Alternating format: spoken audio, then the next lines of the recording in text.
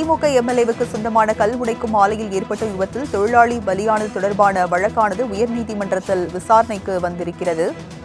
திமுக MLA பழனிபாண்டி விடுவிக்கப்பட்டது.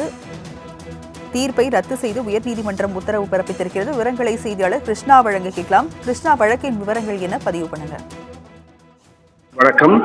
Sriranga தொகுதி திமுக எம்எல்ஏவாக தற்போது பதவி வகிக்கக்கூடிய பழனியாண்டிக்கு சொந்தமான கரூரில் கல் உடைக்கும் ஆலை உள்ளது. அதில் கடந்த 2016ஆம் ஆண்டு செப்டம்பர் மாதம் நடந்த விபத்தில் பாலசுப்ரமணியன் என்ற தொழிலாளி மரணமடைந்தார். இது சம்பந்தமாக வெளியான செய்தியின் அடிப்படையில் ஆலையில் ஆய்வு செய்த திருச்சி தொழில் பாதுகாப்புத்துறை துணை இயக்குனர் பாதுகாப்பு விதிகள் மீறப்பட்டுள்ளதாக கூறி பழனியாண்டிக்கு எதிராக கரூர் தலைமை குற்றவியல் நடுவர் நீதிமன்றத்தில் புகார் மனு தாக்கல் செய்திருந்தார்.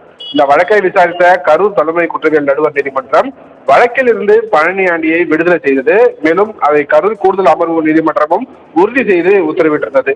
இந்த உத்தரவுகளை ரத்து செய்ய கோரி திருச்சி தொழில் பாதுகாப்புத்துறை துணை இயக்குனர் தாக்கல் செய்த மறு ஆய்வு மனுவானது சென்னை உயர்நீதிமன்ற நீதிபதி வேல்முருகன் விசாரித்து வந்தார்.